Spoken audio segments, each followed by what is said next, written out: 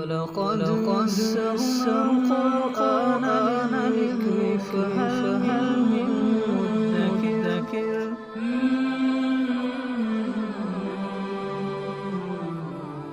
سورۃ المائدہ آیت نمبر 103۔ اعوذ باللہ من الشیطان الرجیم، بسم اللہ الرحمن الرحیم۔ ما جعل اللہ من بحیرۃ ولا سائبۃ ولا وصیلۃ ولا حام ولکن الذین کفروا یفترون علی اللہ الکذب واکثرهم لا یعقلون۔ مشرکین مکہ کی بری عادات اور رسومات میں سے یہاں بھی چند کا بیان ذکر کیا جا رہا ہے۔ ارشاد فرمایا کہ ما جعل اللہ من بحیرہ، کہ اللہ تعالیٰ نے تو کوئی بحیرہ مقرر نہیں کیا اور نہ ہی سائبہ مقرر کیا، ولا وسیلہ، نہ ہی کوئی وسیلہ مقرر کیا، ولا حام، اور نہ ہی کوئی حامی مقرر کیا۔ یہ اصل میں چند جانوروں کے نام ہیں جو وہ اپنے بتوں کے نام کے اوپر وقف کیا کرتے تھے۔ بحیرہ کسے کہتے ہیں کہ کسی جانور کے وہ کان کو چیر دیتے نشانی کے طور پر اور کہتے کہ جی اس کا دودھ ہمارے بتوں کے نام پر وقف ہے، اس کو بحیرہ کہتے تھے۔ اور سائبہ وہ جانور ہے کہ جس سے وہ نفع اٹھانا بند کر دیتے اور بتوں کے نام پر اس کو چھوڑ دیتے اور کوئی نشانی لگا دیتے اس جانور پر، اور اس کو ہر طرح کے ہر جگہ جا کر گھاس وغیرہ چلنے کی اجازت ہوتی تھی اور کوئی بھی اس سے کسی بھی طرح کا کوئی نفع نہیں اٹھاتا تھا، اس کو سائبہ کہتے تھے۔ اسی طرح وسیلہ اس جانور کو کہتے تھے کہ جس نے مسلسل مادہ اونٹنیوں کو جنم دیا ہو، بیچ میں کوئی اونٹ نہ ہو، یعنی نر نہ ہو، مادہ کو ہی اس نے مسلسل جنم دیا ہو، تو اس کو بھی وہ بتوں کے نام کے اوپر وقف کر دیتے تھے، اس کو وسیلہ کہتے تھے۔ اور چوتھا حام، کوئی جانور اگر کوئی خاص تعداد میں جفتی کر چکا ہوتا تو اس کو بھی وہ اپنے بتوں کے نام کے اوپر چھوڑ دیا کرتے تھے، اس کو حام کہا جاتا ہے۔ اور صرف اتنا ہی نہیں ہے کہ وہ ان جانوروں کو اپنے بتوں کے نام پر چھوڑتے تھے، بلکہ اپنے مشرکانہ عقائد کی وجہ سے وہ یہ سمجھتے تھے کہ شاید یہ کام اللہ تعالیٰ کی خوشنودی کا سبب ہے، اللہ تعالیٰ اس سے خوش ہوتے ہیں۔ تو اللہ تعالیٰ نے ارشاد فرمایا کہ ما جعل اللہ نے کوئی بھی ایسی چیز مقرر نہیں کی، کوئی بھی ایسا اصول ضابطہ نہیں بتایا، کوئی بھی ایسا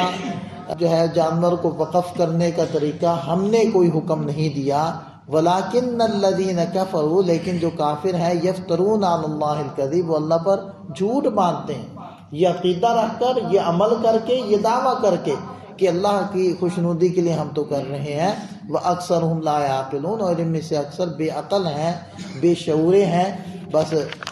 ایک رسم کے اندر پڑے ہوئے ہیں اور چلتے چلے جا رہے ہیں۔ وَإِذَا قِيلَ لَهُمْ تَعَالَوْا إِلَىٰ مَا أَنزَلَ اللَّهُ وَإِلَى الرَّسُولِ، جب ان سے کہا جاتا ہے کہ آؤ اس کی طرف جو اللہ نے اتارا، یعنی جو اللہ نے قرآن اتارا اس کی طرف آؤ، اس کی ہدایت اور رہنمائی کو دیکھو سمجھو۔ وَإِلَى الرَّسُولِ، اور رسول کی طرف آؤ، وہ جس عمل کو جائز قرار دیں اس کو جائز سمجھو، وہ جس سے منع کریں اس سے رکو، وہ دین ہے۔ تم اگر اپنے زوم کے اندر یہ چاہتے ہو کہ ہم اللہ کو خوش کریں تو اللہ کو خوش اس طریقے سے تم لوگ کر سکتے ہو کہ اللہ نے خود بتایا ہے کہ میں خوش کیسے ہوتا ہوں، میں ناراض کیسے ہوتا ہوں، اور اپنے ایک رسول بھیجا ہے تو ان کی اتباع کرو تو اللہ تعالیٰ خوش ہوں گے۔ قالوا حسبنا، تو وہ آگے سے کہہ دیتے ہیں ہمیں کافی ہے، ما وجدنا علیہ آباءنا، وہ چیز کہ جس کے اوپر، یا وہ راہ جس کے اوپر ہم نے اپنے باپ دادوں کو پایا، یعنی ہمیں حضرت محمد صلی اللہ علیہ وسلم کی اتباع کی ضرورت نہیں ہے، بس ہم تو اپنے باپ دادا کو جیسے ہم نے دیکھا تھا جو کچھ وہ کرتے تھے ہم تو وہی کریں، چاہے عقیدہ ہو چاہے عمل ہو، ہم نے اس کو نہیں چھوڑنا۔ تو یہ ان کی ایک بہت بڑی گمراہی تھی کہ انہوں نے معیار کس چیز کو بنا لیا کہ اپنے آباء و اجداد کو جہاں دیکھا جو کچھ کرتے دیکھا بس ہم تو وہی کریں۔ حالانکہ یہ تو کوئی حق کا معیار نہیں ہے۔ دیکھیں کہ آگے اللہ تعالیٰ نے ارشاد فرمایا اولو کان آباؤہم لا یعلمون شیئا ولا یہتدون، بھلا کیا ان کے آباء و اجداد کچھ جانتے نہ ہوں اور خود وہ ہدایت پر نہ ہوں، یعنی درست راستے پر نہ چل رہی ہوں، پھر بھی یہ انہی کی اتباع کریں گے؟ یعنی قرآن نے ایک اصول دیا ہے، ایک اصول سمجھایا ہے کہ دیکھیں یہ بات تو معقول ہے کہ ناسمجھ وہ سمجھدار کے پاس جاتا ہے اور اس سے پوچھتا ہے، بے عقل عقل والے کی بات مانتا ہے اور ماننی چاہیے، اور جاہل عالم کی اتباع کرے گا، اس کی اقتداء کرے گا، اس سے پوچھے گا اور اس سے پوچھ کر اس کی پیروی کرے گا۔ یہ بات تو معقول ہے، لیکن یہ بات تو معقول نہیں ہے کہ آپ کسی ایسے کے پیچھے چل رہے ہیں نہ تو اس کے پاس علم ہے اور نہ ہی اس کے پاس درست رہنمائی ہے اور نہ وہ اپنے علم پر عامل ہے۔ دیکھیں نا، آخر کوئی تو معیار ہوتا ہے۔ آپ کسی کی بات سنتے ہیں یا کسی کے پیچھے چلنے کی نیت کرتے ہیں یا کسی کی بات کو تسلیم کر لیتے ہیں، قبول کر لیتے ہیں، کوئی تو معیار ہوگا نا۔ وہ معیار کیا ہے؟ صرف یہ معیار ہے کہ جی یہ چونکہ ہمارے آباء و اجداد میں سے ہے، بس یہ کافی ہے۔ یہ تو انتہائی بھونڈا قسم کا معیار ہے۔ انسان اپنی زندگی کے اندر کوئی اپنا مقصد حیات طے کرتا ہے، مقصد حیات طے کر کے پھر اس کو ضرورت ہوتی ہے کسی ایسے شخص کی کہ وہ اس مقصد تک پہنچنے کا علم رکھتا ہو اور خود بھی وہ اپنے علم پر عامل ہو اور خود بھی وہ اسی راستے کا راہی ہو، تو آدمی اس کے پاس جاتا ہے۔ یہ بچے دیکھ لیں جو یونیورسٹیز میں پڑھتے ہیں، کالجز میں پڑھتے ہیں، مختلف یہ شعبہ جات کے اندر اپنی تعلیم کو آگے بڑھاتے ہیں، تو یہ بھی ایسے ہی کرتے ہیں کہ اپنا کوئی کورس طے کرتے ہیں یا اپنی کوئی فیلڈ طے کرتے ہیں کہ جی میں نے اس فیلڈ میں جانا ہے، تو وہ پھر دیکھتے ہیں کہ اس فیلڈ میں اور لوگ کون کون ہیں جنہوں نے یہ کچھ کیا ہے، تو ان کے پاس جاتے ہیں، ان سے رہنمائی لیتے ہیں کہ میں بھی یہی کرنا چاہتا ہوں، آپ میرے لیے کیا ریکمینڈ کرتے ہیں، میں کیا کروں، کیسے کروں، اور کون سا راستہ آسان وے مجھے بتائیں جس کو میں اختیار کر لوں۔ تو یہی طریقہ کار ہوتا ہے۔ لیکن ایسا تو کوئی بھی نہیں کرتا کہ جی میں اسلامی اسکالر بننا چاہتا ہوں اور کسی موچی کے پاس جا کر وہ مشورہ کر رہا ہو کہ جی آپ تو ماشاءاللہ کوئی آپ نے اسکول نہیں گئے، آپ نے کچھ پڑھا نہیں ہے، تو آپ میری کیسے رہنمائی کرتے ہیں، میں کیسے اس کام کو کروں؟ وہ بیچارے اس معاملے میں تو صفر ہے، وہ تو آپ کی کوئی رہنمائی نہیں کر سکتا۔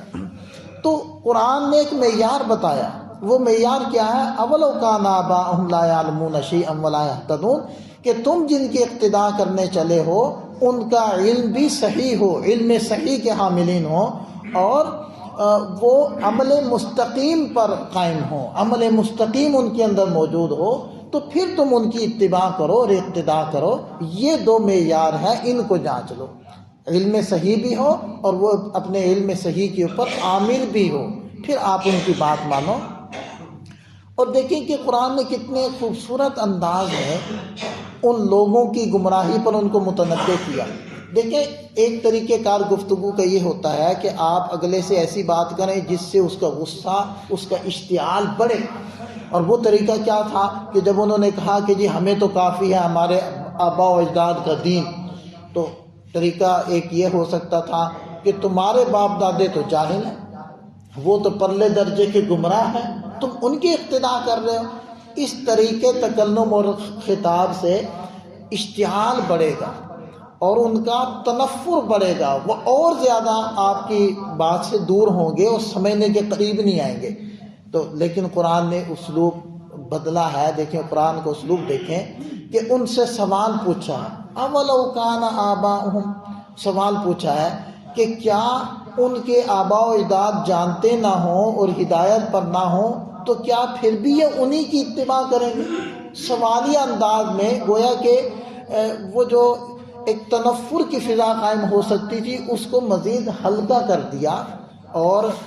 اس تنفر کو کم کیا گیا ہے الفاظ کو بدلنے کے ذریعے سے۔ تو ہمیں بھی چاہیے کہ جب بھی ہم گفتگو کیا کریں، اگر کوئی آپ اپنی بات سمجھانا چاہتے ہیں کسی کو منوانا چاہتے ہیں، تو اس کے اندر اشتعال پیدا نہ کیا جائے، بلکہ اس کے اشتعال کو کم کیا جائے اور اس کو ایسی کیفیت سے دوچار کیا جائے کہ وہ سوچنے پر مجبور ہو، کچھ سمجھنے کی نیت کرے، نہ یہ کہ وہ کہے کہ جی ٹھیک ہے میں گمراہ ہوں تو گمراہ صحیح لیکن تیری بات نہیں مانوں گا. تو ایسی کیفیت نہیں پیدا کرنی چاہیے. اللہ تعالی ہمیں سمجھ عطا فرمائے.